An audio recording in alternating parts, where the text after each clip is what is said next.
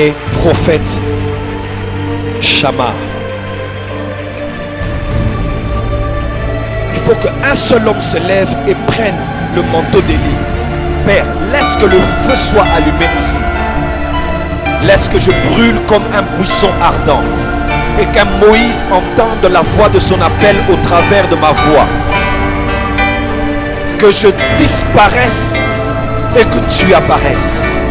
Que je diminue et que toi tu croisses. Que rien de moi ne fasse obstacle à ce que tu veux faire.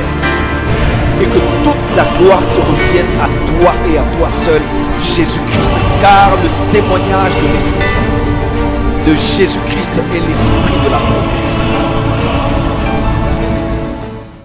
Amen. Prions le Seigneur. Père, dans le nom de Jésus-Christ, avec le Saint-Esprit, nous te disons merci car nous sommes sous un ciel ouvert et nous sommes prêts à entendre des oracles, à entendre le son de ta voix et à trouver une voie dans la confusion dans laquelle l'Église est en train d'avancer en cette saison. Afin de trouver une voie dans la confusion dans laquelle nos nations sont en train d'avancer.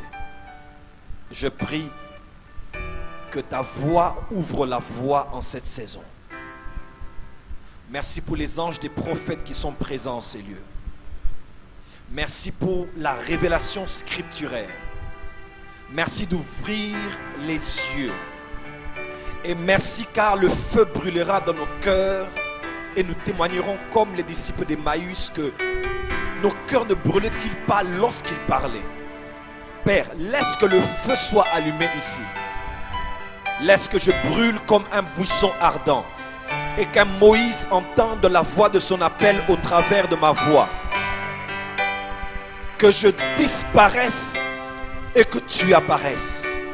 Que je diminue et que toi tu croisses. Que rien de moi ne fasse obstacle à ce que tu veux faire. Et que toute la gloire te revienne à toi et à toi seul, Jésus-Christ. Car le témoignage de Jésus-Christ est l'esprit de la prophétie. À toi, Jésus, toute la gloire à jamais pour l'éternité. In Jesus' name. Amen. Alors que nous acclamons le Seigneur, veuillez vous mettre dans la présence de Dieu.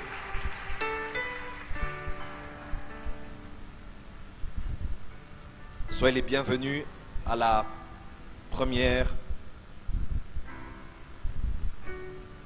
disons, à la troisième école des prophètes qu'organise la mission apostolique et prophétique pour le réveil. Et dans ce cadre un peu plus structuré, orienté vers le prophétique, qui n'est pas uniquement une activité que l'on appelle école des prophètes comme ce que nous avons tenu en 2011 et 2012, mais une structure que Dieu nous a permis de commencer qui se nomme International School of Prophets. Alors soyez les bienvenus, excusez-nous pour le retard avec lequel nous commençons et nous croyons que Dieu nous fera grâce. Est-ce que vous êtes présents en ces lieux? Est-ce qu'on peut entendre un amen mieux que ça? Alors si ça ne vous dérange pas, saluez vos voisins de gauche, de droite, de devant et de derrière et souhaitez à vos frères, à vos sœurs la bienvenue dans cette école des prophètes, édition spéciale un seul jour, convoquée par le Saint-Esprit. Veuillez juste saluer vos voisins de gauche, de droite, de devant et de derrière. Dites un mot et créez l'atmosphère prophétique. Merci. C'est déjà fait. Gloire au Seigneur. Avant toute chose, je vous prierai de lire avec moi les Écritures. Nous allons ouvrir nos Bibles dans Éphésiens chapitre 4, livre de l'épître de Paul aux Éphésiens chapitre 4. Éphésiens, épître de Paul aux Éphésiens chapitre 4 à partir du verset 4. Je vais lire la parole du Seigneur. S'il vous plaît, est-ce que nous pouvons nous lever, si ça ne vous dérange pas? Merci. Éphésiens chapitre 4 à partir du verset 4. Est-ce qu'on peut dire Amen très fort?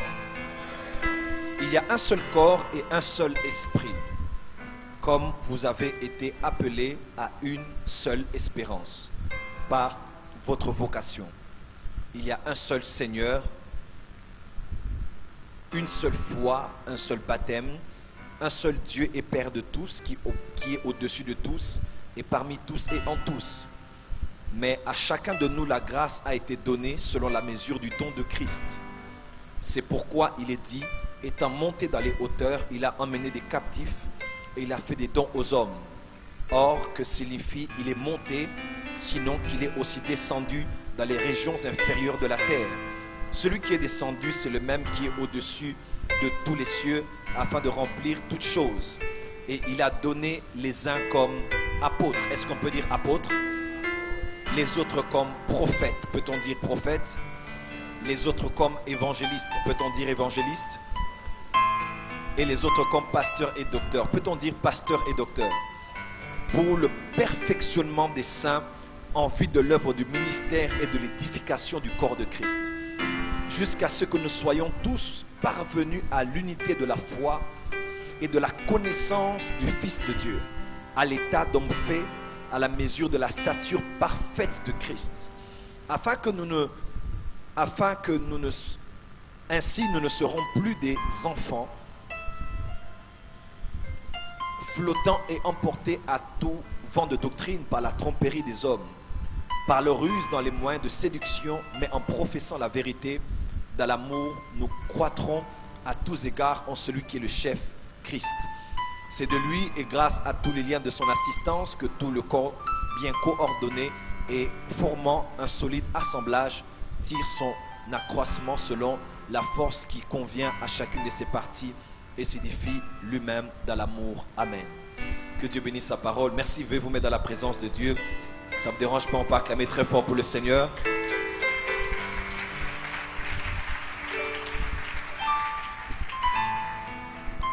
Bonjour une fois de plus. Grande est ma joie de revenir à Kinshasa. Et cette fois-ci, je ne suis pas revenu pour repartir. Par la grâce de Dieu, je reviens m'installer à Kinshasa.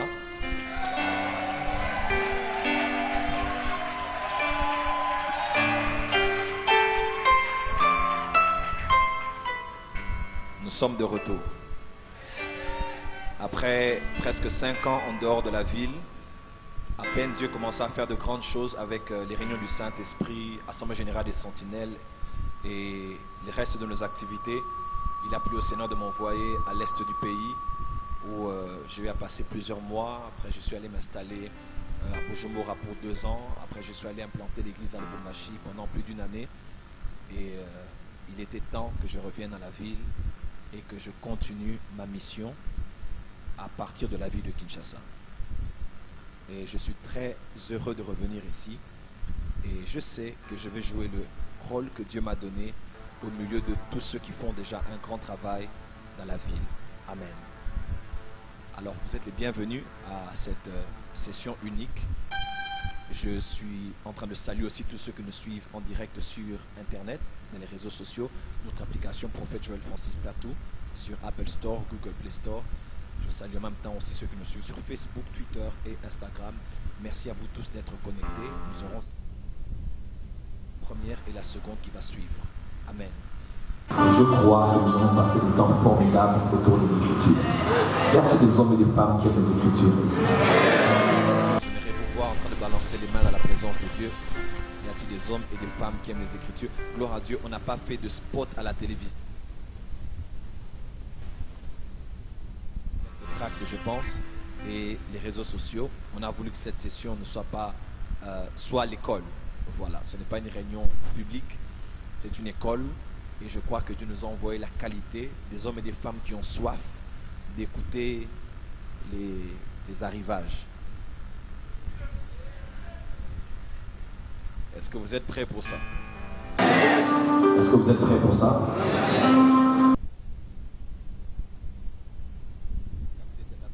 Est-ce que vous êtes prêts pour ça? Donnez-moi un amen plus fort que ça encore.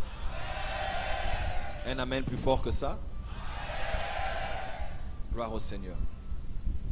Est-ce qu'on peut jouer Anna Adonai? Gloire au Seigneur. Il y a nous avons reçu dans ce pays pour la première fois On appelle David Oyedepo, c'est l'un des pères dans notre génération, dans le mouvement de la foi. Et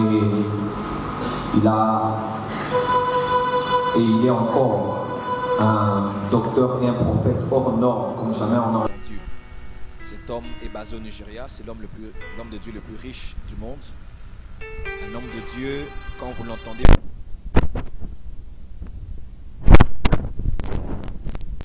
son église, Winner Chapel, à Limité, et nous étions tous, comme plusieurs serviteurs de Dieu comme moi, invités à prendre part à cette manifestation.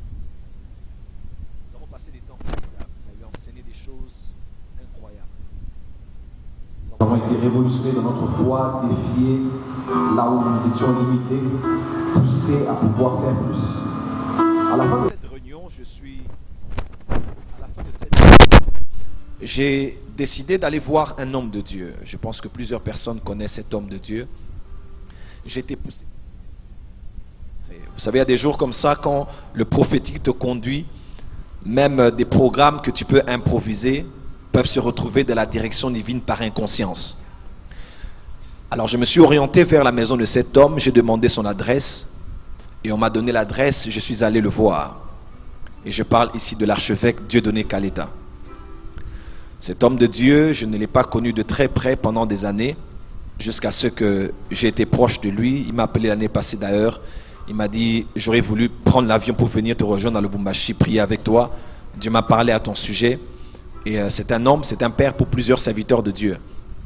Mais je ne l'avais jamais vu, j'avais entendu parler de lui comme un homme que Dieu utilisait dans les miracles, mais qui était aussi un apôtre et un prophète qui avait un message tout à fait différent de plusieurs de ses contemporains. Alors j'ai décidé d'aller le rencontrer chez lui à la maison.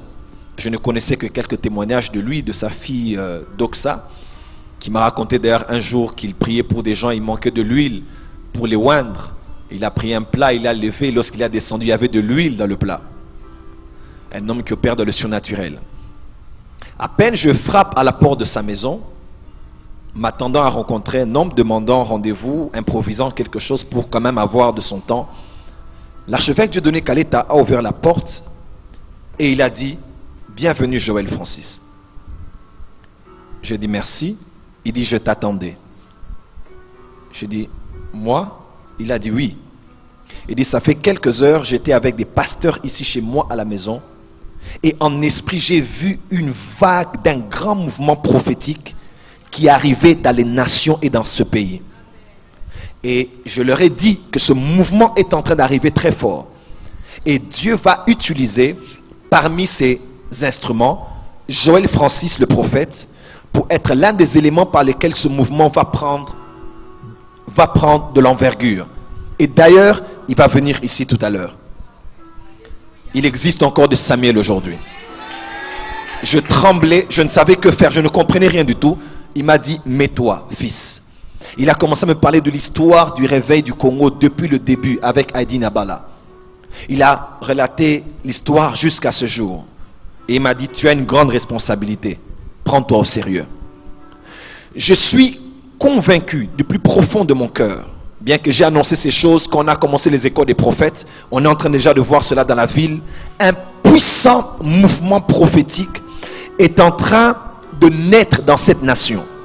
Ce que nous voyons ne sont que les prémices, ne sont que les premiers fruits d'une grande moisson, d'une armée de prophètes qui vont naître, qui vont affecter les nations, non seulement les nations qui parlent en français comme eux, mais qui vont influencer les nations spanish, les nations anglophones et plusieurs autres extrémités de la terre. Si tu es avec moi, tu peux dire Amen très fort.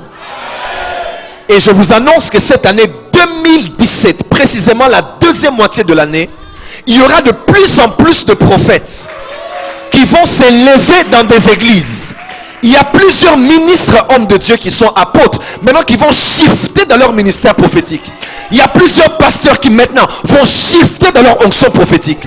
Il y a plusieurs chantres que l'on connaissait comme des chanteurs qui vont présentement shifter parce que cet homme a prophétisé, et je fais une voix à cette prophétie, un puissant mouvement prophétique. L'une des choses pour lesquelles Dieu élève des prophètes, c'est pour commencer une création. Quand il a pris Ézéchiel pour annoncer la parole de l'Éternel dans la vallée des ossements desséchés, c'était pour créer, disons, pour recréer une nouvelle armée. Et pourquoi c'était dans la vallée qu'il a trouvé des ossements desséchés? C'est parce que les guerres se passaient dans les vallées.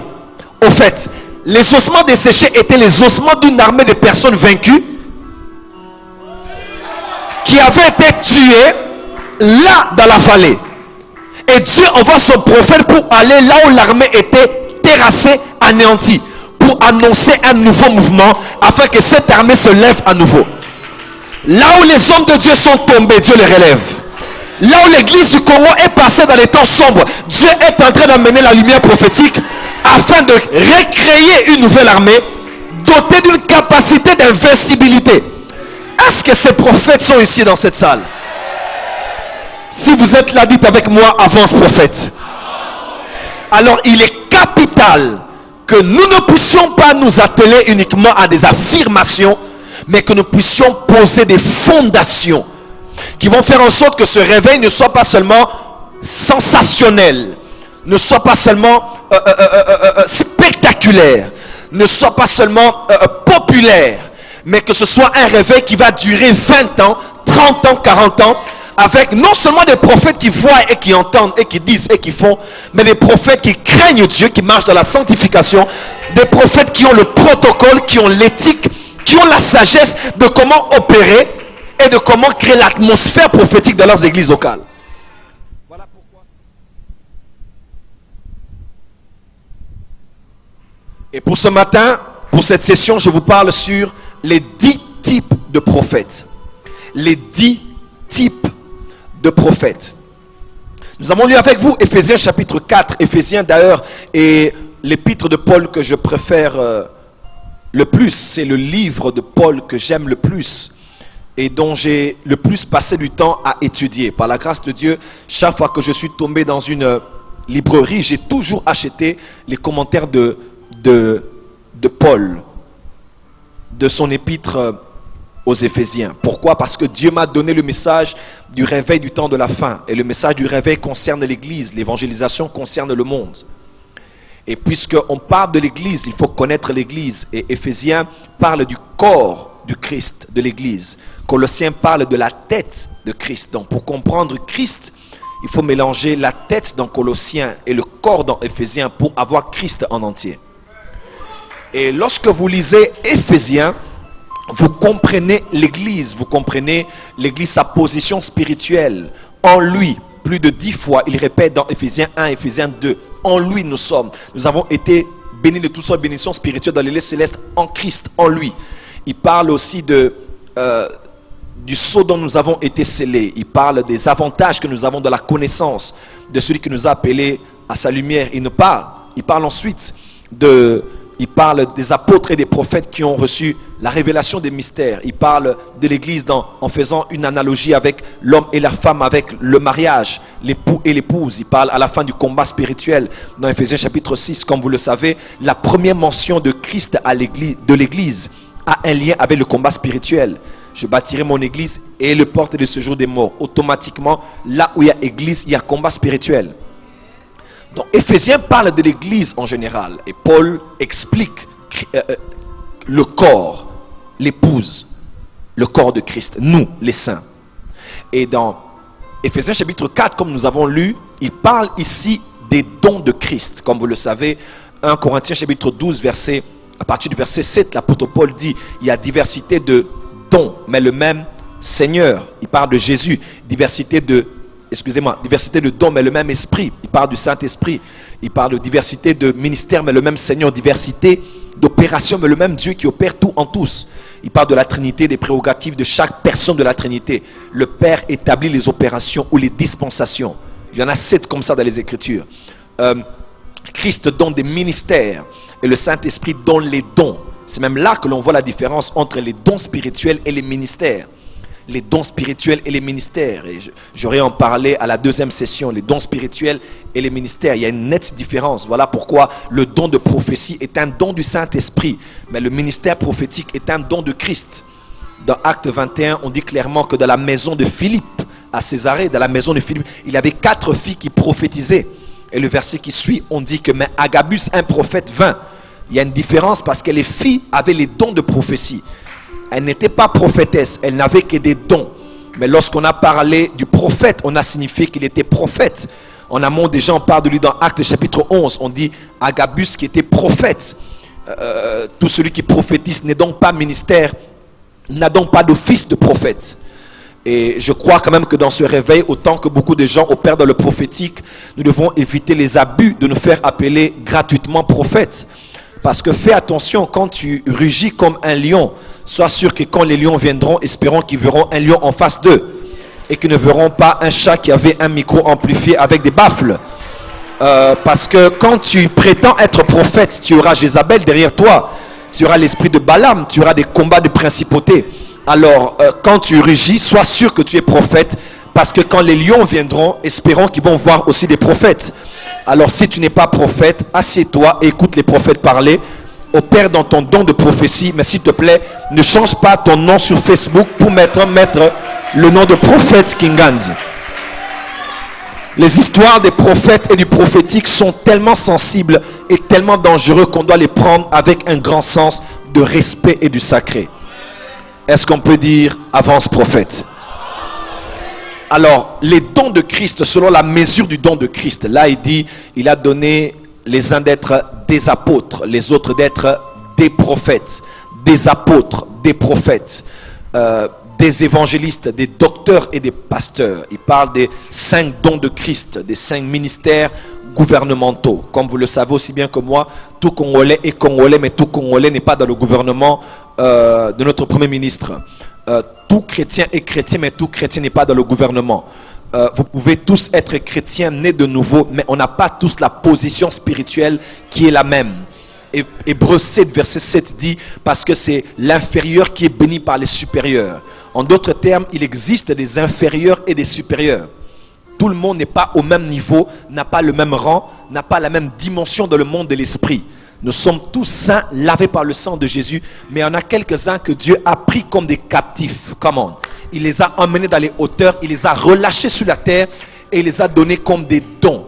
Les uns comme apôtres, prophètes, pasteurs, docteurs, évangélistes. Tous travaillent pour le perfectionnement des saints en vue de l'œuvre du ministère et de l'édification du corps de Christ. Alors, lorsque Paul dit qu'il a donné des prophètes, il ne parle pas d'un prophète, mais il parle des prophètes. Est-ce qu'on peut dire des prophètes? On peut encore dire des prophètes. Plus fort que ça, des prophètes. Des prophètes. Quand il parle des prophètes, il ne parle pas d'un seul prophète. Voilà pourquoi nous ne croyons pas qu'il y a un seul prophète en cette génération. C'est là où je suis contre les branhamistes. Vous ne pouvez pas mettre le prophète Branham, parce que le problème n'est pas les hommes que Dieu utilise, ce sont les ismes qui viennent après cela. Ce n'est pas Kimbangu, mais c'est l'isme qui est venu après. Lui, c'était un vrai prophète de Dieu. Ce n'est pas Branham, c'était un vrai prophète de Dieu. Ce sont les ismes. Et ce ne sera ni Joël Francis, ni les autres, mais ce seront les ismes. Quand les ismes viennent, on crée beaucoup de légendes autour des serviteurs de Dieu. Des miracles qu'ils n'ont jamais fait, mais on crée comme des histoires légendaires pour amplifier un peu ce qu'ils avaient eu à faire. Ils n'étaient que des hommes faits de chair et de sang qui avaient trouvé grâce aux yeux de Dieu. Vous qui croyez en Branham, croyez qu'il était un prophète de Dieu sans plus. Il n'est pas le seul prophète de l'âge, mais il y a plusieurs prophètes dans cet âge. Il y a plusieurs prophètes dans cet âge. Le problème, au fait, c'est quand Dieu vous appelle, au fait, Dieu vous parle toujours comme parlant à un fils unique. C'est là où les gens ne comprennent pas Dieu. Quand Dieu te parle, il te dira, voici celui-ci, mon fils bien-aimé, en qui j'ai mis toute mon affection, écoutez-le. C'est toujours comme ça. Lorsque Dieu t'est apparu dans ta chambre pour te dire, mon fils, c'est toi qui amèneras le réveil au Congo, ton problème, c'est que tu penses que Dieu n'a parlé qu'à toi. Il a parlé comme ça, comme à un fils unique. Ça veut dire, il te parle comme à quelqu'un qui doit prendre la conscience que ce qu'il fera, personne d'autre ne peut le faire, alors il doit le faire sérieusement. Mais ne pense pas qu'il ne te l'a dit qu'à toi. Il y a un ange qui est apparu à quelqu'un à Kasumbalesa. Il y a un autre ange qui est apparu à quelqu'un à Bukavu qui a dit les mêmes choses. Quand tu comprends ça, tu es humble parce que Dieu n'a pas parlé qu'à toi. Je ne suis pas le seul prophète du temps. Non, je ne suis pas le seul prophète à Kinshasa. Il y a plusieurs prophètes, mais personne ne fera ce que je dois faire parce que je suis fils unique. Dis à ton voisin, tu n'es pas le seul. Voilà pourquoi, avec les études que je fais comme historien sur le réveil dans le monde, aujourd'hui Dieu nous a rendus humbles. Dieu nous a rendus humbles. On connaissait des prophètes au Nigeria qui annonçaient le futur. Maintenant, on a un prophète en Ouganda, Elvis Bonye, Monsieur Futur, qui peut prédire l'avenir comme jamais je n'ai entendu. Et tout ça, c'est pour nous montrer l'humilité. Nous sommes un corps et il y a un seul corps, mais avec plusieurs membres. Yes. Tu peux dire avec moi amen très fort. Voilà pourquoi quand tu es prophète dans ta spécificité, sois spécialiste. Sois unique, n'envie personne, ne sois comme personne. Fais dans ton domaine ce que personne ne fera, afin que quand on a besoin de toi, qu'on ne trouve pas un pneu de rechange. Que ce soit difficile qu'on te remplace dans une convention. Qu'on sache que ces choses, il n'y a que lui qui peut faire ça. Alors, est-ce que quelqu'un peut dire amen très fort? Il n'y a pas un prophète, il y a des prophètes. Voilà pourquoi ne tombe pas dans l'orgueil de croire que tu es le seul prophète parce qu'il y a 7000 que Dieu a... Oh, est-ce que je peux dire à quelqu'un quelque chose qu'il a mis à part et qu'il est en train de relâcher en cette saison? Il n'y a pas un prophète, il y a des prophètes. Éphésiens 2 verset 20, fondé sur les fondements des apôtres et des prophètes. Éphésiens 3 verset 1, 2, 3, il a révélé le mystère aux saints apôtres et aux prophètes. Actes chapitre 11, on parle d'un prophète. Actes chapitre 13 verset 1, on parle des prophètes et des docteurs dans l'église d'Antioche. Actes chapitre 15, on parle de Jude et de Silas qui étaient tous des prophètes. Donc il n'y a pas un prophète, il y a des prophètes. Dis avec moi, il y a des prophètes. Mais seulement dans le sens de parler de plusieurs prophètes. Des prophètes veut dire deux choses. Veut dire diversité et veut dire pluralité. Des prophètes veut dire pluralité et diversité. Pluralité, c'est-à-dire il n'y a pas un, mais il y a plusieurs. Diversité veut dire il n'y a pas un seul type, une seule race, un seul modèle. Mais il y a plusieurs types de prophètes. Est-ce qu'on peut dire amen très fort? Dire qu'il y a plusieurs prophètes veut dire qu'il y en a plusieurs en nombre, mais qu'il y en a plusieurs aussi en diversité. Cherchez un arbre, un manguier à l'extérieur de cette salle. Vous verrez qu'aucune de feuilles ressemble à une autre. 7 milliards de personnes sur la terre, même les sosies, les jumeaux ne se ressemblent pas. Parce que Dieu a horreur de la monotonie. Dieu a horreur de la répétition. Et au ciel, il n'y a pas de photocopie. Lorsque Dieu crée, Dieu ne fait pas de duplication. Dieu crée une espèce, une seule personne. Il le crée seul. Même lorsque ses fils naissent de lui, mais ils ne le ressemblent pas totalement. Parce que Dieu a horreur de la... Écoutez-moi, Dieu se répète dans ses principes, mais il ne se répète pas dans ses opérations. Lorsqu'il opère, il fait les choses différemment des unes des autres. Actes chapitre 2, l'Esprit de Dieu descend pendant qu'ils étaient en train de prier. Actes chapitre 10, l'Esprit de Dieu descend pendant que Pierre est en train de prêcher.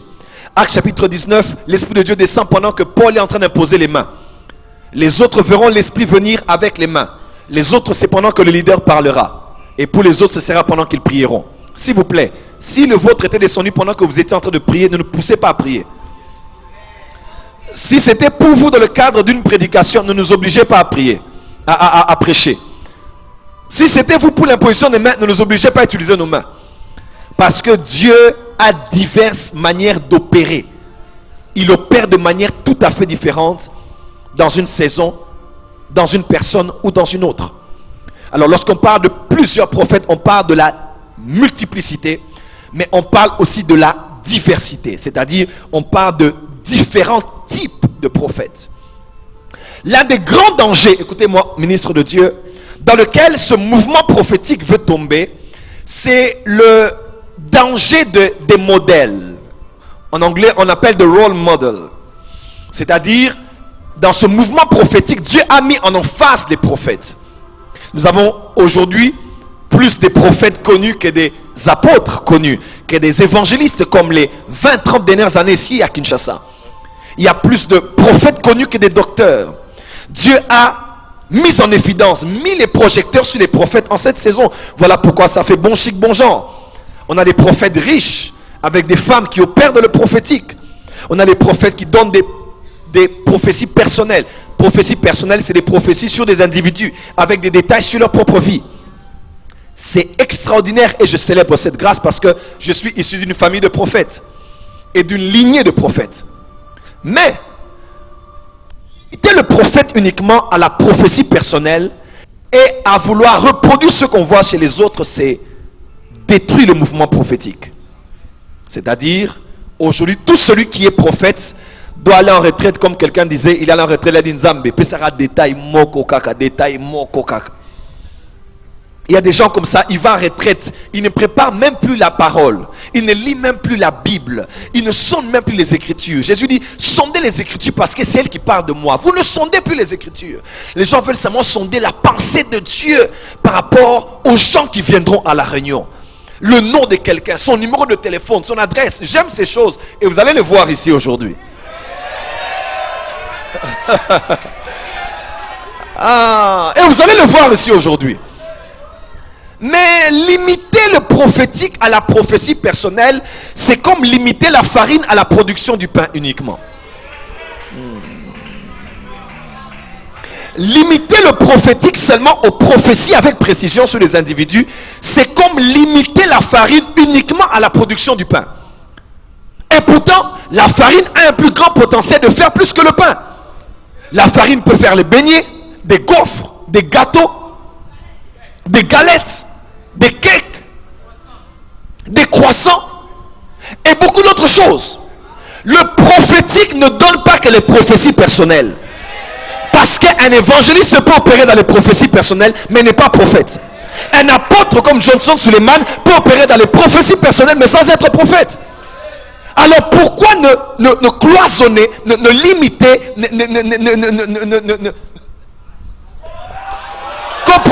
il n'y a pas que les prophéties personnelles. Le ministère prophétique est beaucoup plus large que ça. Je vous encourage à aspirer aux prophéties personnelles parce que au début de mon ministère aussi j'avais négligé cela. Mais après quand j'ai goûté à ça, can I prophesy? Mais s'il n'y a que ça, il n'y a pas le prophétique. Parce que le prophétique peut être embrassé par tout le monde. Mais le prophétique de l'office du prophète ne peut pas être uniquement limité. On vient dans une réunion pour que quelqu'un parle sur la vie des gens. Ou on ne veut être prophète que parce qu'on veut entendre des choses précises sur la vie des gens. Je célèbre ça. Ne m'interprétez pas mal. Mais je vous amène à une vue beaucoup plus globale du prophétique. Limiter le prophétique aux précisions personnelles, c'est comme limiter le pétrole uniquement à la production de l'essence. Et pourtant, le pétrole, vous pouvez avoir avec le pétrole les appareils photo, les aspirines, les bacs à glaçons, les bagages, les CD, les balles de golf, les balles de ping-pong, les balles de tennis, les ballons de basket, les ballons effilés de volley, les bandages, les batteries de voiture, les biberons, les boîtes à l'heure, les boîtes à œufs, les boîtes à repas, les bougies, les bouteilles de shampoing, les boutons, les collants, les colliers insecticides, les combinaisons de plongée, les conduites d'eau, les conservateurs alimentaires, les conteneurs, les corbeilles, les cordes de guitare, les jouets, les encres, les parfums, les parapluies, les ordinateurs, les rubans isolants, les rouges à lèvres, les toitures, les trousses. Dites avance prophète. Les cartes de crédit, les cartes à jouer, les CD, DVD, chaises de jardin, chewing-gum.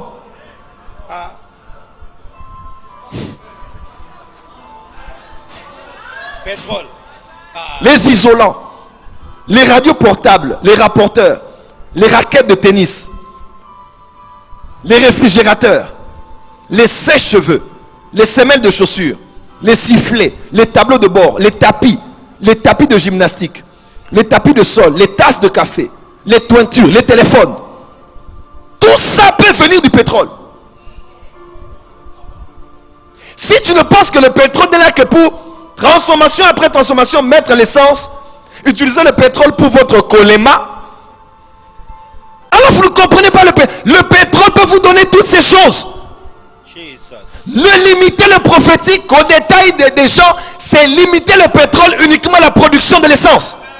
Il y a beaucoup de choses que le prophétique peut offrir. On n'a pas le Congo uniquement pour qu'on parle sur nos vies. On doit parler sur l'économie. On doit parler sur le média. On doit parler sur le Kassai. Est-ce que quelqu'un peut dire amen? Qu'est-ce que l'église dit sur ça? Non. Détail, numéro de téléphone.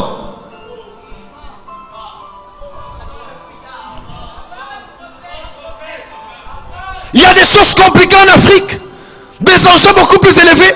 L'élection de Macron vous dit quoi? Non, c'est Macron. Et on s'en fait appeler, mais c'est Macron. L'élection de Trump nous dit quoi? Rien du tout. Une ville de Kinshasa contrôlée par les Indiens, les Pakistanais et les Libanais. Ça vous dit quoi, église? Non. Seigneur, un seul détail.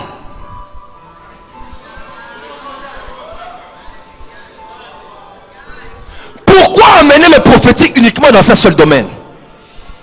Voilà pourquoi je vous enseigne aujourd'hui sur les 10 types de prophètes.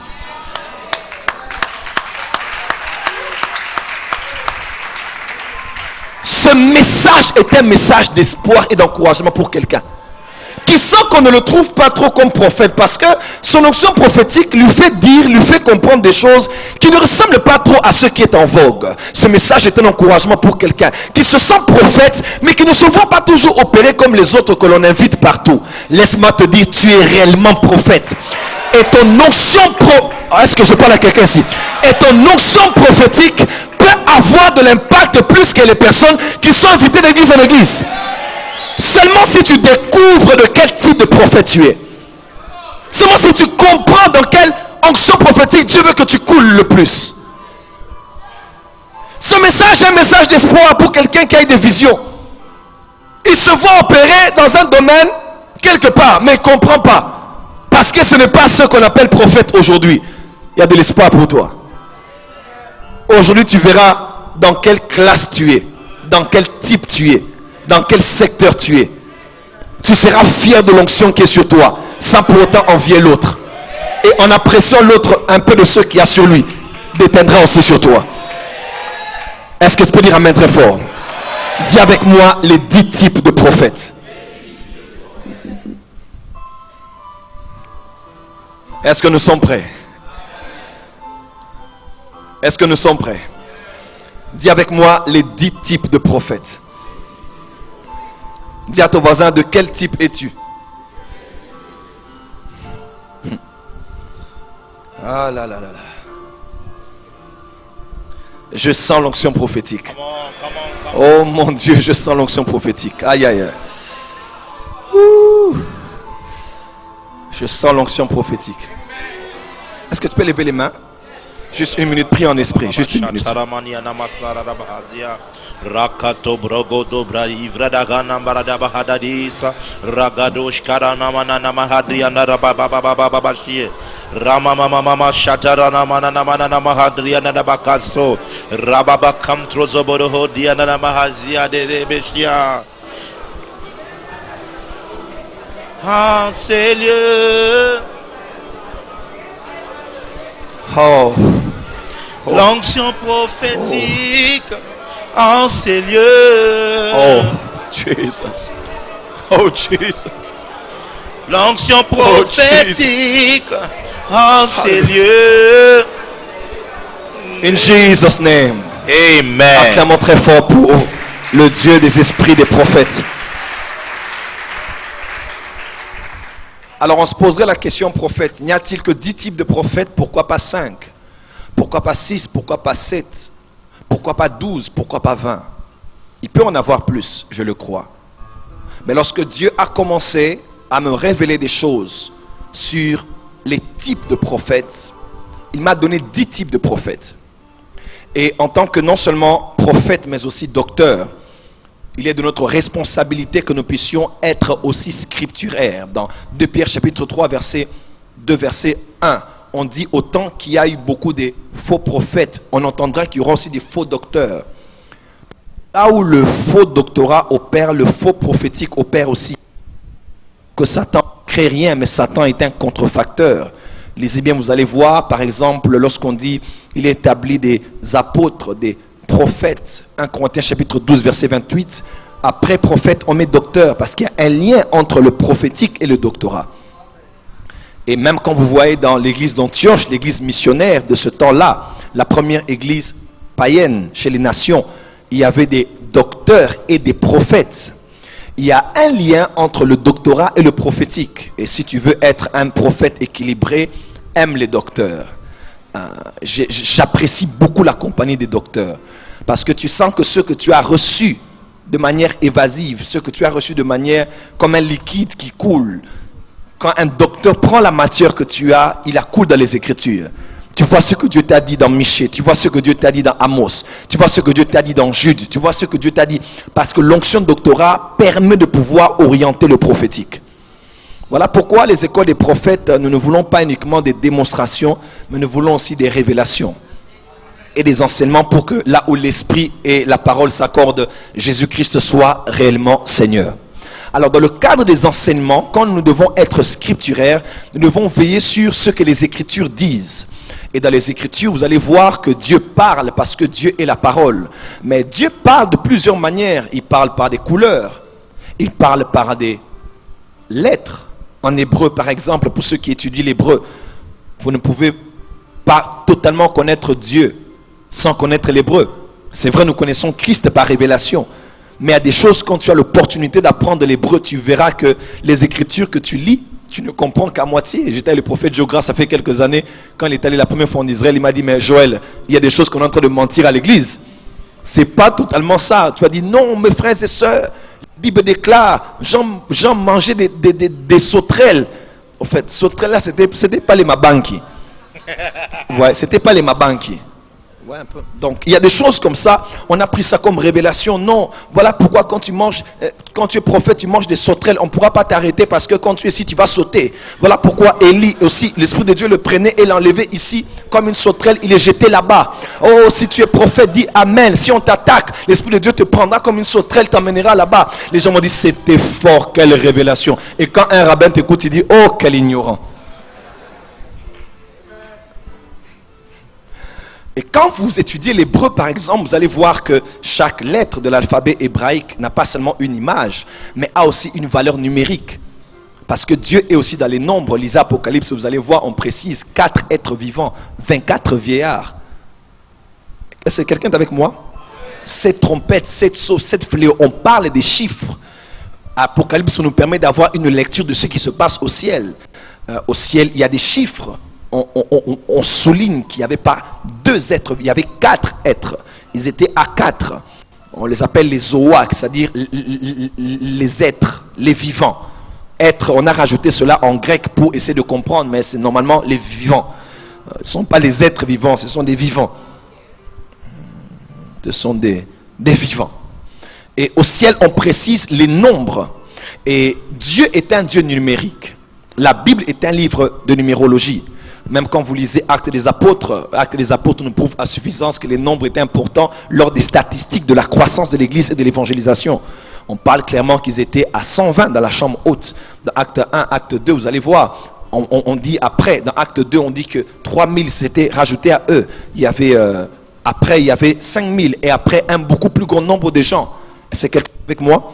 On précise les nombres parce que Dieu aime les nombres. Dieu est numérique. Est-ce qu'on peut dire Amen?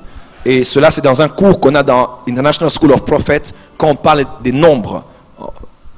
Est-ce qu'on peut dire Amen? Mais en parlant de ça, prophète Jimmy, coule un peu s'il te plaît. Et en parlant des nombres, lorsqu'on parle du nombre 10, c'est de manière intentionnelle. Nous ne parlons pas de 10 parce qu'il n'y en a que 10. Nous parlons de 10 parce que c'est intentionnel dans les Écritures. Lorsqu'on parle du chiffre 10 dans la Bible, on parle d'un chiffre précis. Vous allez par exemple voir, vous le savez aussi bien que moi, dans Apocalypse 13, verset 18, quand on dit « Celui qui a de l'intelligence calcule le nombre de la bête, car son nombre est un chiffre d'homme. » Et c'est 666. Donc on lit même un homme, un chiffre qui l'identifie. 666, qu'il calcule. C'est-à-dire que quand on est un peuple prophétique, on doit aussi faire des calculs. Il y a des fois, Dieu te donnera de mélanger des choses. Certains rabbins juifs, quand ils font des calculs, ce n'est pas toujours l'exagération, ce n'est pas toujours la cabale comme vous le pensez. Dieu est dans les chiffres et dans les calculs des chiffres. Est-ce qu'on peut dire Amen? Et il dit que ce chiffre représente un homme, parce que les chiffres peuvent représenter des hommes, peuvent représenter des institutions, peuvent représenter beaucoup de choses. Vous le savez comment le chiffre 1, c'est le chiffre de l'unité, le chiffre du commencement. C'est le chiffre du début, au commencement Dieu, le premier jour, ce que Dieu a fait. Le chiffre 2, c'est le chiffre de la différence. C'est le chiffre de celui qui vient après, de l'autre. C'est aussi le chiffre de l'opposition. C'est le chiffre du second, c'est le chiffre de la division et même de l'alliance. Vous allez voir Dieu appeler ses serviteurs 2 fois. Moïse, Moïse, Abraham, Abraham, Paul, Paul, Pierre, Pierre. Lorsque Dieu appelle une deuxième fois, il rajoute à l'appel qu'on t'a déjà dit le matin. Le matin, ta mère t'a appelé Pierre. Maintenant, Dieu te dit Pierre, Pierre. Parce que là, il met le sceau à la perfection. Joseph a dit, puisque ce songe est revenu une deuxième fois, ça veut dire que cette chose est déjà scellée. Ton père t'a appelé, mais Dieu a rajouté le chiffre 2, parce que c'est le chiffre de l'alliance. Là où 2 ou 3, on va croire en la véracité d'une chose sur la déposition de 2 ou de 3 témoins. Parce que c'est aussi le chiffre de l'alliance. Le chiffre 3, c'est le chiffre de la Trinité. C'est le chiffre des attributs de Dieu. C'est le chiffre qui parle des attributs de Dieu. On parle du Père, du Fils et du Saint-Esprit. On a le Dieu omnipotent, omniscient, omniprésent. On a le passé, le présent et le futur. Le chiffre 3 nous parle... c'est un chiffre divin, comme vous le savez aussi bien que moi. Dans le tabernacle, il y avait 3 lumières. Il y avait la lumière du parvis, il y avait la lumière du chandelier dans le lieu saint, et il y avait la lumière de la Shekinah dans le lieu très saint. Dans le tabernacle, il y avait 3 métaux. Il y avait les reins, il y avait l'or, il y avait l'argent. Dans le tabernacle, il y avait 3 liquides. Il y avait le sang, il y avait l'huile, il y avait l'eau. Dans le tabernacle, il y avait 3 parties, le lieu saint, le lieu très saint et le parvis. En Dieu, nous avons la vie, l'être, le mouvement. Jésus-Christ est le même hier, aujourd'hui, éternellement. Édifiez-vous par des psaumes, des cantiques spirituels et des hymnes. Que ces 3 choses demeurent, l'espérance, l'amour et la foi. Est-ce qu'on peut dire Amen? Parce que le chiffre 3, c'est un chiffre de Dieu. Le chiffre 4 est le chiffre de l'équilibre de la création. C'est le chiffre de l'univers. Nous avons les 4 éléments, l'eau, l'air, le feu et la terre. Nous avons les 4 directions de la terre. Nous avons le nord, le sud, l'est et l'ouest. Nous avons 4 saisons générales. L'été, l'hiver, l'automne et le printemps. Nous avons 4 phases lunaires aussi, précisément pour ceux du Moyen-Orient. Parce que les Hébreux, même les Arabes en général, calculent à partir de la lune. On peut dire Amen. Et le chiffre 5, c'est le chiffre de la grâce. On parle des 5 ministères, parce que c'est la manifestation de la pleine grâce de Dieu à l'Église. On parle des 5 portiques, on parle des 5 doigts de la main. Le chiffre 6, c'est le chiffre de l'homme, 666. Dieu a créé l'homme le 6e jour. En fait, Dieu n'a pas créé l'homme le 6e jour parce qu'il était fatigué, mais parce qu'il avait créé un nouveau créateur. Ah, tu as raté quelque chose. Dieu n'a pas créé l'homme le 6e jour parce qu'il était épuisé. Dieu a créé l'homme le 6e jour parce qu'il avait créé un nouveau créateur. Et l'homme ne crée pas comme Dieu. Bara, non. Dieu n'a pas créé comme Dieu, d'amener à partir de nulle part. L'homme est capable de créer à partir de ce qui existe. Voilà pourquoi Dieu a créé le sable, mais l'homme a créé le verre. Dieu a créé le tronc, l'arbre, mais l'homme a créé la table sur laquelle je suis en train de prêcher. Dieu a créé le fruit, mais l'homme a créé le jus de fruit. Parce que la capacité de création de l'homme, c'est à partir de ce que Dieu a créé. Il extrait de cela et il produit quelque chose qui sera rentable, non seulement pour lui, mais aussi pour la survie de son espèce. Le chiffre 7, c'est le chiffre de la perfection spirituelle. Et par la grâce de Dieu, prophète Jimmy, on aura une action le 7/7/2007 à partir de 7 heures. Et pendant 7 heures du temps. Parce que Dieu est dans les chiffres. Dieu est dans les chiffres. Nous avons les 7 jours de la création, les 7 esprits de Dieu. Et ça, beaucoup de prophètes sont toujours confus. Est-ce que les 7 esprits de Dieu, c'est les 7 manifestations du Saint-Esprit? C'est pas ça. Parce que quand on est dans la classe primaire et secondaire, on est encore dans les 7 manifestations de l'Esprit. Mais quand on comprend les 7 esprits de Dieu, quand on grandit, on voit que c'est autre chose. Dis avec moi, avance prophète. Il y a les 7 branches du menorah, du chandelier. Le chiffre 8, c'est le chiffre du nouveau départ. La semaine prend 7 jours. Et lorsque le cycle se termine, le jour qui suit, lundi, quelqu'un me comprend? C'est un nouveau départ. Le chiffre 8 est le chiffre du recommencement. Le chiffre 9, c'est en général le chiffre de jugement. Et le chiffre 10, dans la numérologie biblique, dans la chiffrologie, dans l'étude des chiffres et des nombres dans les Écritures, le chiffre 10, c'est le chiffre de la globalisation. C'est le chiffre de la représentation. C'est le chiffre qui représente, qui englobe une totalité que l'on est en train d'exprimer. Vous allez voir par exemple dans les Écritures le chiffre 10. Vous allez le voir par exemple lors de la dîme. Lorsque Dieu exige qu'on le paye la dîme, il exige le 1/10. Pourquoi le 1/10? Parce que le chiffre 10 représentait la totalité de ce qu'il donnait. C'est ce qui fait que quand tu donnes à Dieu, tu as $1000, tu donnes à Dieu $100, Dieu ne voit pas que tu l'as donné 100, Dieu voit que tu le donnes 1000. Voilà pourquoi Dieu protège toujours le 9/10, parce que pour lui, le 1/10 c'est tout. Est-ce qu'on peut dire amen? Quand tu ne donnes pas ta dîme, tu exposes le reste parce que ça n'appartient toujours pas à Dieu.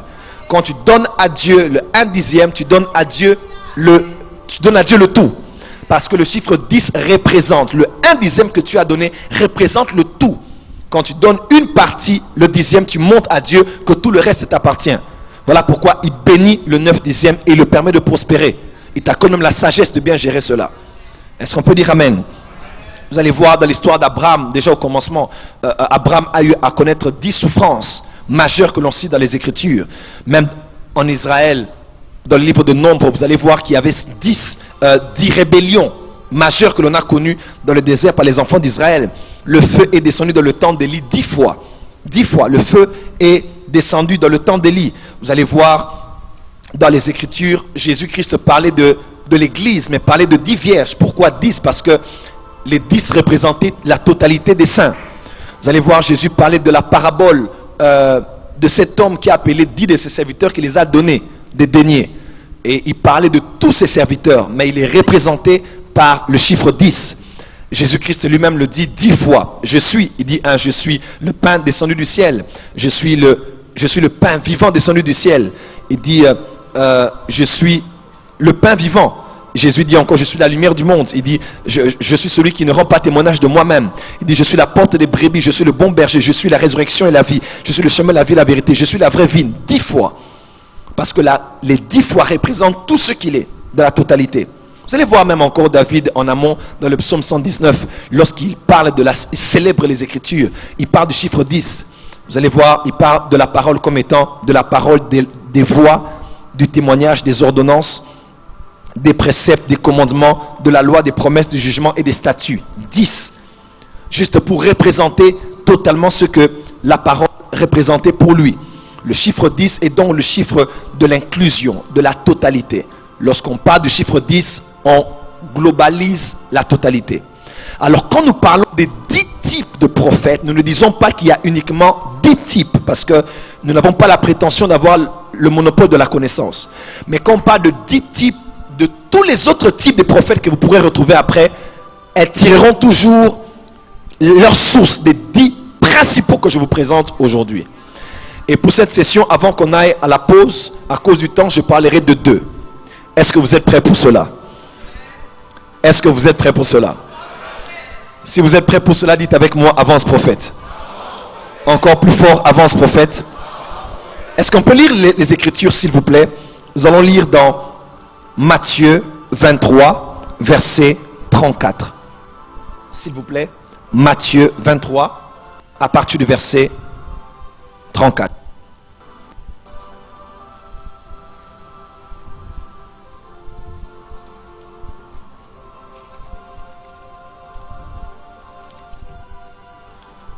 Matthieu 23, à partir du verset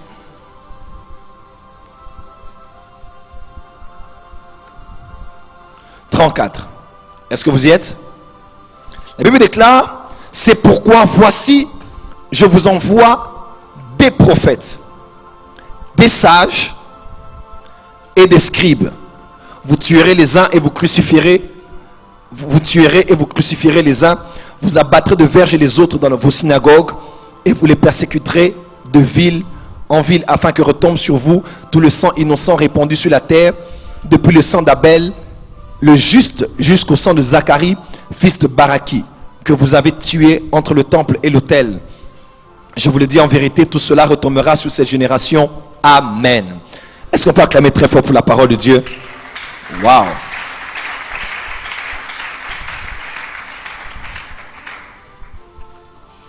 Donne une bonne mélodie là. Le clavier ne donne pas bien. Parce que ça casse. Garde juste une même mélodie, ne joue pas beaucoup de choses. Alors, est-ce que vous êtes prêts pour le premier type de prophète? Jésus dit, en prophétisant, il est en train de réprimander les pharisiens, les sadducéens et les scribes. Et il leur parle en ces mots, après avoir dit beaucoup de choses, après les avoir maudits plusieurs fois. Malheur à vous, malheur à vous, malheur à vous. Jésus dit, voici je vous enverrai des prophètes, des sages et des scribes. Les prophètes, nous les connaissons. Donc Christ lui-même dit, je vais vous envoyer. Jésus n'a pas seulement dit, je bâtirai mon église, mais il a dit, je vais vous envoyer des prophètes, des sages et des scribes. Les prophètes, nous les connaissons, c'est ce qui fait l'objet de notre journée. 2, les sages. Dans Luc, vous allez voir, à la place de sage, il dit des apôtres. Pourquoi? Parce que le sage représente le ministère apostolique. L'apôtre Paul a dit, j'ai bâti comme un sage architecte. Parce que l'apostolique a la capacité de bâtir. Là où on bâtit, là où il y a la sagesse. C'est pour ça que partout où les choses ont été détruites, c'est parce qu'il y a eu crise de sagesse. La femme sage bâtit sa maison. La sagesse bâtit sa maison. Elle a dressé sa table. Elle a mélangé son vin. Proverbe 8. Salomon, avec la sagesse, il a bâti la maison de Dieu et il a bâti aussi sa maison. Parce que l'apostolique vient pour bâtir. Et quand Jésus dit des sages, il parle des apôtres.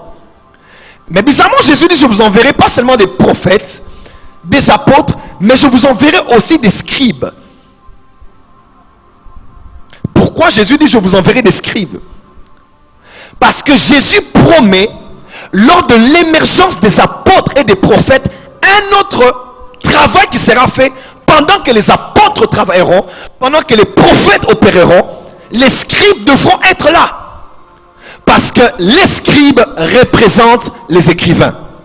Mon premier type de prophète, les prophètes écrivains. Chaque fois qu'il y a un mouvement de réveil dans l'église, Dieu commence toujours par mettre en évidence les apôtres et les prophètes. Pourquoi? Parce que nous avons été fondés sur le fondement des apôtres et des prophètes. Lorsque les fondements sont les trucs, que ferait le juste? Il ne fera rien. Il faut alors que les apôtres et les prophètes qui ont posé les fondements viennent rétablir les fondements. Donc quand les apôtres viennent et les prophètes viennent, ils établissent les fondements et ils rétablissent là où les fondements ont été détruits. Mais quand ce mouvement de réveil vient, Dieu élève de nouveaux apôtres, Dieu expose de nouveaux prophètes. Il y a un autre office que Dieu élève en même temps. Ce sont les scribes. Chaque réveil a connu un livre. Chaque réveil a été connu d'une génération à une autre aussi par un livre. Pourquoi? Parce que des scribes ont eu à écrire. Est-ce qu'on peut dire avance prophète?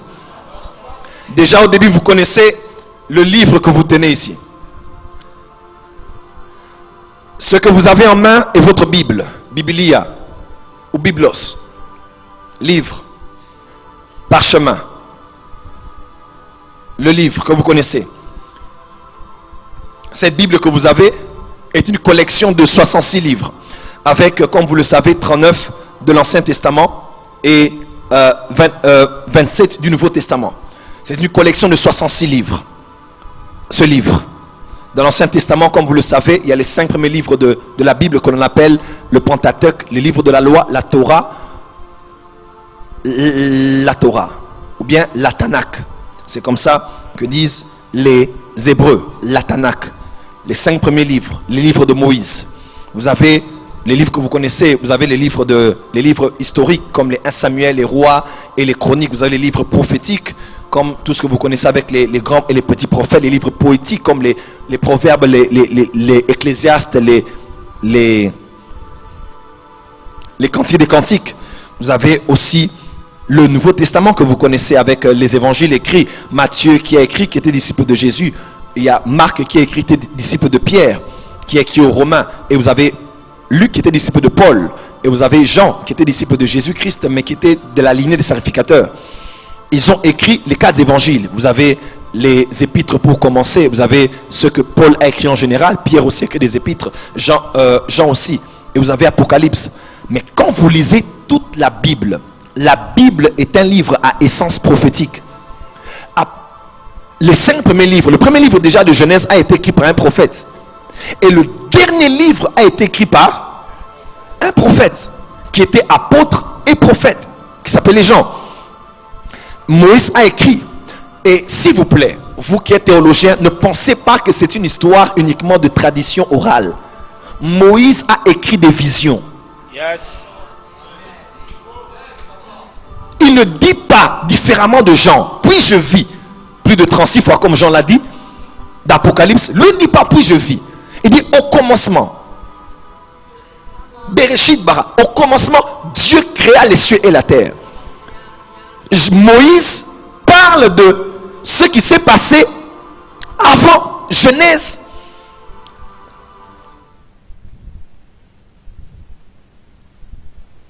Du monde selon la science. Lui, il a vu comment Dieu a créé les cieux et la terre. Il a vu entre Genèse 1 verset 1, qu'est-ce qui s'est passé? Il parle de la terre qui était Tsohu Afou, Tohu Bohu. Il parle des eaux. Il parle de ce qui s'est passé le premier, deuxième, troisième, quatrième, cinquième, sixième, septième jour. Il parle d'Adam. Il parle de Seth. Il parle de Noé. Il parle de Nimrod. Moïse n'était pas encore là. Est venu quand? Il eut plus tard Abraham. Et d'Abraham Isaac. Et d'Isaac Jacob. Et de Jacob les 12. Et les 12 ont été bénis par Jacob. Et des 12 il y a eu Lévi. Et de la famille de Lévi il y a eu Moïse. Alors comment Moïse a-t-il pu relater ce qui s'est passé avant même que les choses ne se passent? Parce que le livre de Genèse est un livre de vision. Il n'y a pas que la tradition orale, c'est-à-dire que Adam a raconté à sa descendance. Non. Il y a Moïse qui a vu ce qui s'était passé. Parce que l'onction prophétique peut te donner de voyager dans le temps. Voilà pourquoi Ézéchiel, lui, il est allé plus loin que Moïse. Ézéchiel a vu le premier jardin d'Éden et Moïse a vu le deuxième jardin d'Éden. Moïse a vu le jardin qu'il y avait sur la terre, mais Ézéchiel dit qu'il parle du chérubin, il dit il marchait dans le jardin de Dieu. Le serpent a quitté, il était le chérubin.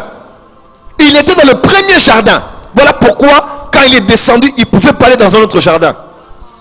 Il est seulement venu encore dans l'autre jardin d'Éden pour continuer ce qu'il avait commencé. Puisque là-bas, il ne pouvait pas prendre la place de Dieu, il devait emmener l'homme à l'égolâtrie, à se regarder lui-même et à vouloir devenir comme Ézéchiel est allé plus loin.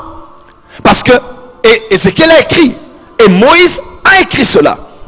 Et Jean a écrit, on commande à Jean d'écrire. Et Jean a écrit le livre que nous avons. D'ailleurs, il a écrit avec beaucoup de symboles un peu compliqués. Pourquoi? Parce que je suis sûr que quand il sortait de Patmos avec ses écrits, il ne pouvait pas sortir, sinon les Romains pouvaient les créer des problèmes. Alors il fallait que Dieu parle par des symboles. Et ne parle pas de Rome, clairement. Il fallait des symboles, il fallait des images. On parle du dragon, on parle de la femme, on parle de 12 étoiles. Compliqué. Il fallait un langage symbolique, parce que ce sont des livres prophétiques, comme vous le savez. Il y a Zacharie, il y a Daniel, il y a Ézéchiel. Et nous avons Apocalypse, pour mieux comprendre Apocalypse. J'en parlerai, ne ratez pas la deuxième session. Donc la Bible déjà est un livre à essence. Le début et la fin, écrit par des prophètes. 2. la majeure partie des livres écrits par des prophètes, et même d'autres prophètes dont on n'a pas canonisé les livres, comme les livres du prophète Gad, Nathan, et ainsi de suite. Même Samuel aussi. Il y avait d'autres livres que vous pouvez trouver dans certaines bibliothèques en Israël. Ce ne sont pas des livres canonisés, ce sont des livres apocryphes. Mais, néanmoins, ce sont des gens qui ont raconté les choses. Et c'est des prophètes qui ont eu à écrire. Pourquoi? Parce que tout prophète est potentiellement écrivain. Pas parce qu'il a étudié à l'école, mais parce que le Dieu que nous servons est un Dieu qui s'appelle le Verbe. Et lorsque Dieu parle, lorsque Dieu adresse sa parole, la parole de l'Éternel n'est pas que ce qu'on entend. La parole de l'Éternel est tout langage que Dieu utilise pour communiquer sa pensée. Elle peut être une couleur, elle peut être un chiffre, elle peut être un événement, elle peut être une sensation. Elle peut être un symbole. Elle peut être aussi des écrits. Est-ce que vous savez que Dieu écrit? Dans Exode 17, verset 14, on voit un Dieu qui écrit. Dans Exode 34, verset 27, on voit un Dieu qui dit à Moïse d'écrire. Dans Ésaïe 8, verset 1, on voit Dieu qui dit à Ésaïe d'écrire. Dans Ésaïe 30, verset 8, on voit Dieu qui dit à Ésaïe d'écrire. Dans Jérémie 30, verset 2, on voit Dieu qui dit à Jérémie d'écrire, bien que Jérémie était non seulement prophète, mais il avait Baruch, son assistant, qui était écrivain. Lui prophétisait, un homme écrivait. Lui prophétisait, un homme écrivait. Que Dieu élève des scribes en cette saison. Amen. Je dis que Dieu élève des scribes en cette saison. Ézéchiel 37, verset 16. Dieu dit d'écrire. Dieu dit à Jean, Apocalypse 1, verset 19, d'écrire. Apocalypse 1, 2, verset 1. D'écrire. Apocalypse 2, verset 8, d'écrire. Apocalypse 2, verset 12, d'écrire. Apocalypse 2, verset 18. 3, verset 1. 3, verset 7. 14, verset 13. 19, verset 8. Apocalypse 21, verset 5. Dieu dit au prophète Jean d'écrire. Pourquoi? Parce que Dieu est la parole. Et Dieu nous a donné ce livre. Même que vous avez, toute écriture est inspirée de Dieu. C'est des sens prophétiques, même ce livre. Alors il est très important de savoir en cette saison qu'on ne sera pas prophète seulement parce qu'on dit que j'ai vu. Il y a des prophètes que Dieu suscite, qu'on appelle des prophètes écrivains. Vous connaissez le prophète Rick Joyner. Rick Joyner est un prophète extraordinaire, mais quand vous l'écoutez prêcher, il vous ennuie. Ah ouais. Vous pouvez dormir debout. Vous l'écoutez prêcher, vous dites, il veut dire quoi? Mais faites l'erreur de tomber sur un de ses livres. Il est en retraite. Pourquoi? Parce qu'il n'est pas seulement un prophète, mais c'est un prophète écrivain. Yes. Son onction prophétique est dans les Écritures. Yes. Lorsqu'il prend un bic et un papier, un crayon et un papier, il commence à écrire. L'onction prophétique vient. Elle n'est pas aussi forte sur la chair. Elle n'est pas aussi forte qu'on les pose des mains. Mais quand il écrit, ce sont des mystères. Quand tu lis Ultime Assaut, tu vas en retraite. Quand tu lis La Moisson, tu vas en retraite. Quand tu lis Un monde en feu, tu vas en retraite. Quand tu lis The Apostolic Ministry, tu vas en retraite. Quand tu lis Church Story, Appel Ultime de Rick Joyner, tu vas en retraite. Mais quand tu l'écoutes, il n'y a rien. Ah, il n'y a rien. Même l'un de mes plus, même l'un de mes cadets, mais de mes enfants peut prêcher mieux que lui. Mais si tu tombes sur l'un de ses livres, tu seras ébloui. Il n'est pas moins prophète parce qu'il n'a pas prophétisé sur la chair. Mais quand il écrit et quand tu lis ses écrits, tu es ébloui. Tu comprends la pensée de Dieu. Tu captes la volonté de Dieu. Tu comprends ce que Dieu veut dire à l'église. Dieu veut dire. Et comme ça, ils ont même des bulletins prophétiques qu'ils envoient par mail à plusieurs personnes pour leur dire, écoutez la pensée de Dieu. Mais cette onction qu'il a ne vient pas par la bouche. Sa bouche, ce sont ses doigts. Aïe. Si tu es prophète écrivain, ta bouche se trouve au bout de tes mains. Oh. Ta bouche se tient au bout de tes mains. Là, oh, tu n'as pas entendu ce que je dis. Ta bouche se tient au bout de tes mains. Quand l'apostolique et le prophétique, quand le réveil vient, Dieu envoie aussi des prophètes scribes. Pourquoi? Parce que le témoignage de Dieu doit passer d'une génération à une autre. David a dit dans le psaume 71, je pense, il dit, pour annoncer à la génération future ta puissance. Comment les annoncer? Les Juifs allaient de génération en génération par quoi? Par la tradition écrite. Orale, parce qu'ils écrivaient. C'est parce qu'ils écrivaient que nous avons eu tout ce que nous avons eu. Une grande vague de prophètes a commencé. Depuis Samuel, on a connu ce qu'il a fait. Par des écrits. Élie, Élisée. Et les petits prophètes. Et même quand le prophète de Dieu, puissant en parole et en œuvre est venu, il a fallu 4 ans pour écrire à son sujet. Il a enseigné des choses. Il a prêché des choses. Il a opéré des choses. Mais il fallait que Matthieu écrive, qui le présente comme lion aux Juifs. Il fallait que Marc écrive, qui le présente comme serviteur aux Romains. Il fallait que Luc écrive, qui le présente comme étant un homme, parce qu'il était médecin. Il fallait que Jean nous écrive et nous le présente comme l'aigle. Lui n'a pas d'introduction de généalogie. Au commencement était la parole, elle était avec Dieu. Il parle de la généalogie de Jésus, pas comme Luc, pas comme Marc, pas comme Matthieu, mais il parle de sa généalogie attachée au ciel, parce qu'il ne révèle pas le lion, il ne révèle pas le bœuf, il ne révèle pas, mais il révèle l'aigle. Et Luc a écrit à Théophile, il a écrit. Si on peut connaître Jésus, c'est parce que des hommes ont écrit. Dans ce réveil, il y a des choses que Dieu... Mais il faut des sons pour écrire. Et Dieu met à part des prophètes dont l'onction ne se manifestera beaucoup plus que quand ils sont en train d'écrire. Avec le monde de l'internet aujourd'hui, tout le monde est devant son écran. Tout le monde aime les images. Tout le monde voit des mots. Quelle bonne opportunité nous avons. Nous n'avons jamais eu une aussi grande opportunité que de faire lire les gens. C'est vrai qu'ils ne lisent plus forcément des livres comme ça, mais des livres par PDF. Par plusieurs formats, on peut lire quelque chose. Les hommes lisent aujourd'hui. Ils lisent partout. Les SMS. Malgré tout ce qui est sorti après, rien n'a remplacé les mails. On utilise toujours les mails. Dieu m'a dit, il élève des prophètes écrivains. Amen. Regardez les actes des apôtres. Dans les actes des apôtres, c'est le même Luc qui a écrit. Et il semble que Luc au fait a rejoint Paul plus tard. Lorsqu'il commence à dire, nous allâmes, nous partîmes. C'est parce qu'il avait rejoint Paul dans l'un de ses voyages missionnaires. Il a raconté dans les actes des apôtres. Les actes des apôtres existent parce qu'un homme a écrit. Il a vu l'histoire de Pierre, commençant par acte 1, jusqu'à partir de acte 10. Et il a mis l'histoire de Paul, à partir de acte 13 jusqu'à la fin.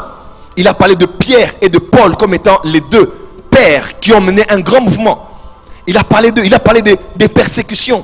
Il a parlé de l'évolution du christianisme quittant un lieu vers les nations, quittant Israël jusque pour toucher les nations.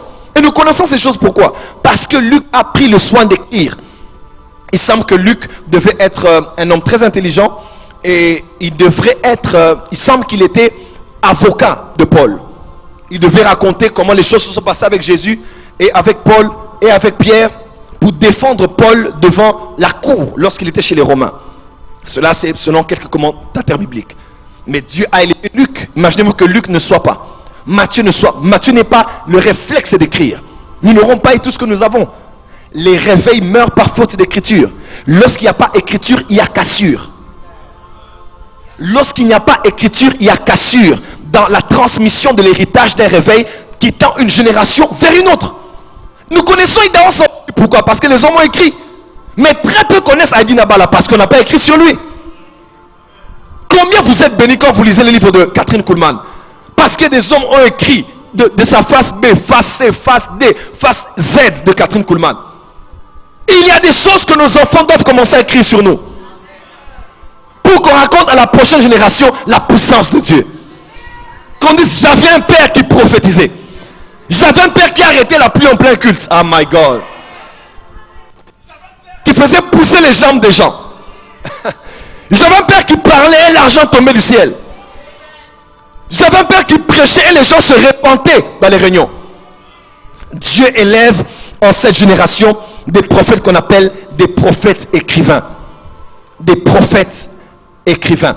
Leur onction se manifeste lorsqu'ils écrivent. Quand tu es appelé à être prophète écrivain, aime les écritures. Aime les écritures et aime écrire. Fais tout ce que tu peux faire. Moi, je ne suis pas...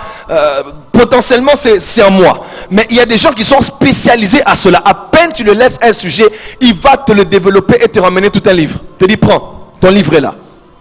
Et ces gens sont dans cette salle. Mais seulement on les a bloqués dans les prophéties personnelles. Sans toi, nous ne saurons pas ce que Dieu fait maintenant. Nous ne saurons pas ce que Dieu dit maintenant. Nous ne lirons pas ce que Dieu veut faire maintenant.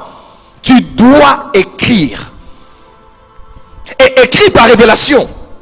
Parce que vous savez, dans Daniel 5, verset 5, alors que le doigt a écrit sur le mur, la Bible déclare, il a écrit sur le mur en face du chandelier. Ah, en face du chandelier. Ah, nous sommes fatigués de lire des choses. Moi, je n'aime pas beaucoup lire même les livres de beaucoup de pasteurs américains. C'est des livres expérimentaux. J'ai sorti, j'ai senti, j'ai vu, j'ai fait, et puis, ok. Ouvre la Bible. Le livre sur le ministère prophétique, tu achètes. Oh, j'ai dormi, j'ai vu un ange. Bon, ok. Ouvre-nous les Écritures. Il n'y a pas beaucoup de gens qui savent ouvrir les Écritures.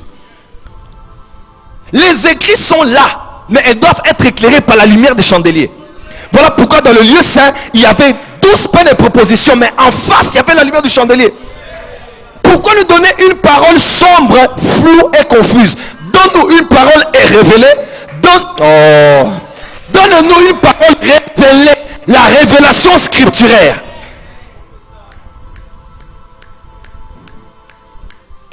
Dieu est en train d'élever en cette saison des écrivains.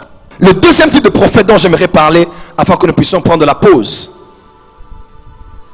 My God.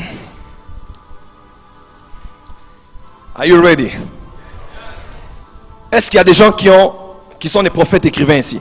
Ou bien tu es un autre type, mais tu sais que tu as aussi cette onction sur toi. Lève la main là où tu es. Non, pas tout le monde, bien évidemment. Tu sens que tu es un prophète écrivain. Lève ta main. Est-ce que tu peux te lever là où tu es?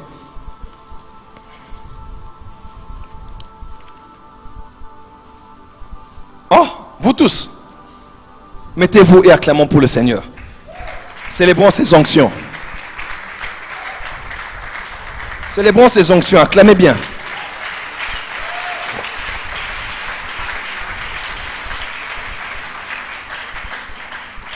Lisez avec moi dans Osée.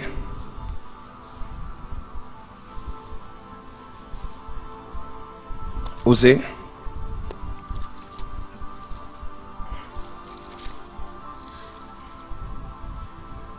Osée 12, verset 14.